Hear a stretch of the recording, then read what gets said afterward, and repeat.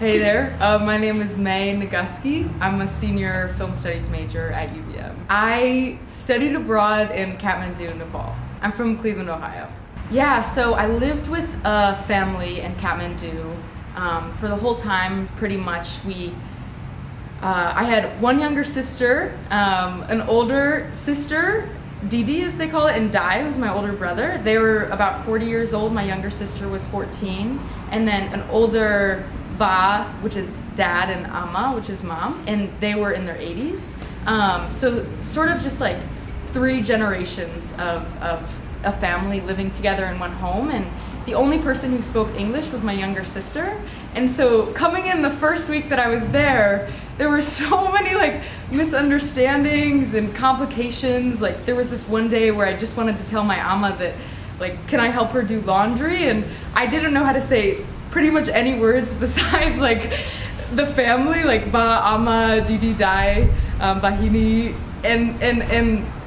and she like called in the sister, and like they were trying to communicate with me, and then they like called in the Ba, and like they thought that I was like discussing a problem, but I just like wanted to say I was there to help her, and so there were so many of those moments where it's like I don't know quite how to like communicate what I'm trying to say to you, that I like am gonna be home late, but like that was also such the challenge and the joy of being there and living with a family that didn't understand any English, because I like was forced to make connections in other ways, and they're the best. Like I just feel so lucky to have lived with them. We did like a trek for a week, and we ended in this village called Tini in near Jomsom near the Himalayas, and we did like a homestay program there. So I was living with a family in Tini as well for a week's time, and had a Bahini and a Dai, and it was really special to live with them and get to know their way of life as well. And I got to go to the farm with them and help them do some farming for a few days as well. And all love to them. Yeah, they're the best. For the last month of my program, we each could take on a project that was of interest to us, and I ended up doing a short documentary film about what the idea of home means to queer people in Kathmandu. And like I said, I'm from Ohio. I'm not Nepali. I didn't grow up queer in Kathmandu. And so I spent a month interviewing these people that had faced a lot of hardship from their families. Some of them had to leave home, weren't accepted for their queer identity. And I was sort of toying with this like ethical line the entire time I was working on this project, and sort of feeling like perhaps I wasn't the best person to make this film, because at the end of the day I was gonna leave in a month's time, and they would stay in Nepal and sometimes be living in families that didn't accept their identity. And so it was a constant sort of push and pull for me to decide how to balance this act of both doing justice to their story and hearing them out, and hopefully like inciting some great relationships, and also remembering that there's such a fine line with documentary film. And as someone who is interested in like pursuing documentary, it really was like a reminder of how complicated that work is, and how much intentionality is needed to pursue that kind of work. Pretty much everything, yeah. Every single thing about the US and Nepal are different, I would say. Like, the traffic is different. It's not well mapped, and so I got lost like a billion different times, where I would look at my map and it would tell me to go down a road, but then it would be gated off and it would be someone's house, and I'd be like, what? I have to like turn around, this is gonna take me another hour to like get back home.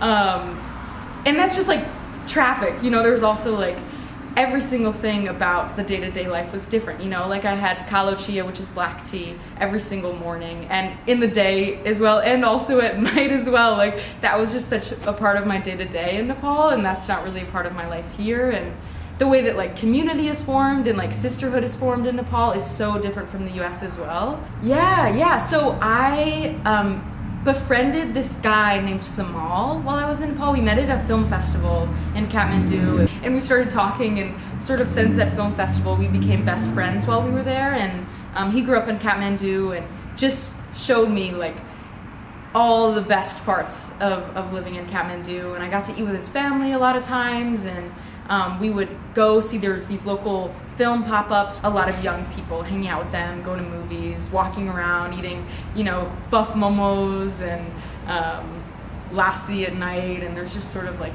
these beautiful areas that you can walk around and just talk for hours and hours. I feel like I have so much advice to bestow, but also like at the same time, people are gonna do what they want to do and learn their lessons on their own time.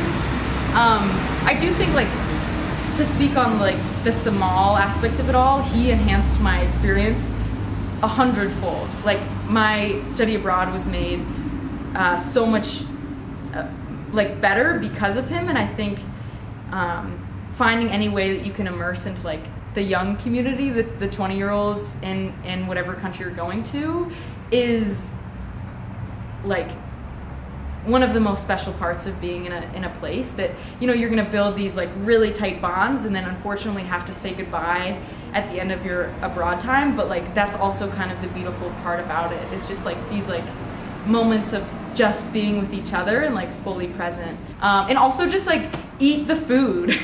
You know, like I was, a lot of my group members would like eat pasta and pizza, which is delicious, and I'm a fan of both of those foods, but like, we're in Nepal, like let's eat some like buff momos and like mango lassi and like just all, like the food is so delicious and like I miss it so much. And I just like was hoping that Nepal would make me more patient.